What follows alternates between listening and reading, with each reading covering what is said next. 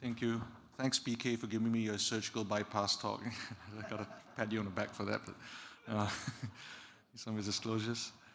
So the SVS OPG for FEMPOT bypass excludes all patients who have a prostatic conduit or had an end-stage renal failure. The OPGs are very clear-cut. We do know that how does it apply in the real world. 3,000 of our patients from New England had this looked at, and they only found that 35%, or a large number of their patients did not fit into the OPG cohort.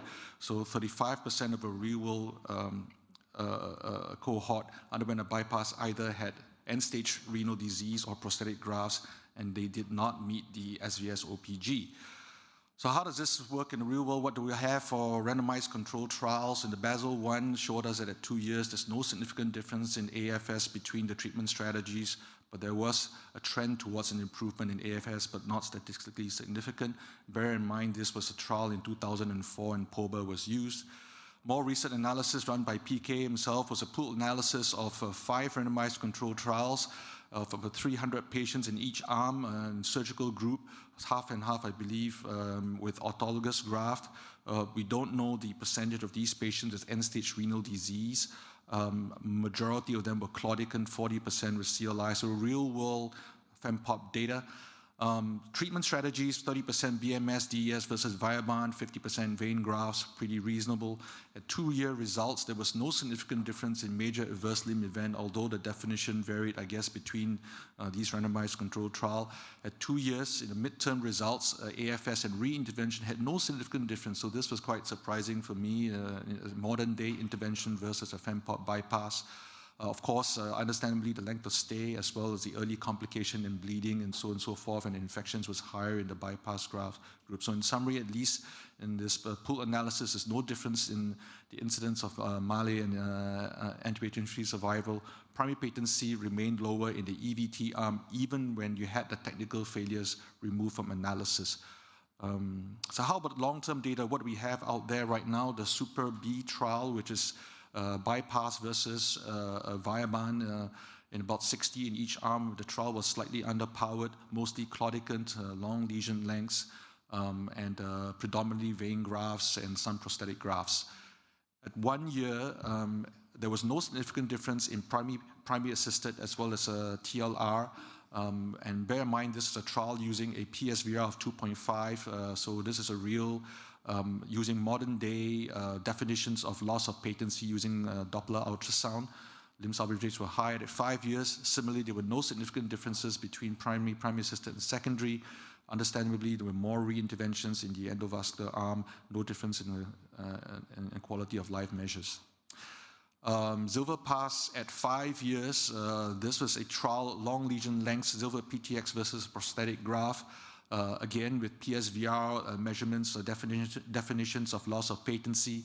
135, no significant difference in patency, no significant difference in TLR, no significant difference in amputation rate between a patient with critical limb and intermittent claudication. Then comes the BEST CLI trial. We do know that a large proportion of these patients had FEMPOT bypasses, and even in the EVT failures, 50% of these patients had FEMPOT bypasses and not FEM distal bypasses.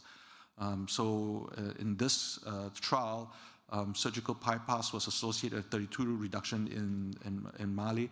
However, the definition of major adverse limb event included a conversion from from an intervention to FEMPOT bypasses. So how many of these were due to technical failures, we still don't know. Both therapies work, no difference in quality of life. So this, in short, is my personal algorithm. If it's short, you keep it simple.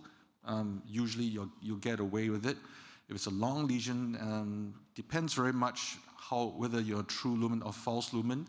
Most of the time in a long complex lesion, you're usually subintimal, and that changes the way what I do. If I'm subintimal, quite likely I'm probably going to end up with some form of dissection recoil and on IVUS, and I'm probably going to have to stent this, and with modern therapy, it's either a drug-eluting stent or a covered stent. If a true lumen, then I try to do as much vessel prep as I can to try to reduce the amount of stent length, and IVUS is useful to help me consider this, and drug-coated balloons with bailout stenting All this depends also very much if you're a claudicant, we're biased towards a more drug-coated balloon sort of therapy. If you're CLTI, and of course I'm more of a pro-stenter in calcified vessels where drug-coated balloons may not work so well and concentrate below the knee.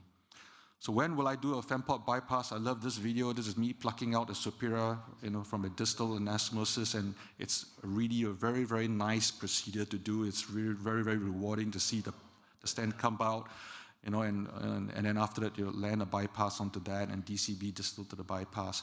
So when will I do a FEMPOP in endo failure? This is not common, at least in my practice. A hemodynamic failure, if the stent is poorly deployed, especially if it's a superior, where there's an infolding of the stent, if the stent fails to expand in a calcified subintimal plane, then in my opinion, that's a dead SFA. No matter what you do, you're going to have to find a new way for blood to hit down. Or in the patient who's a claudicant and who has had multiple TLRs, and I would potentially offer a FEMPOP bypass of a vein graft if that's available. In the not too distant future, we're working on a device right now that will allow an interventionalist and non-surgeon to deploy an end-to-site anastomosis in under 3 minutes. So this is a company that we're working and incubating right now. And this is an example of a chronic sheep study that we're doing right now. So hope to see this in your hands in the not too distant future. So in summary, both surgical bypasses and EVT are viable alternatives with similar AFS and limb salvage. Morbidity and hospital stay is lower in EVT, understandably. EVT tends to have more reinterventions. Thank you very much for your attention.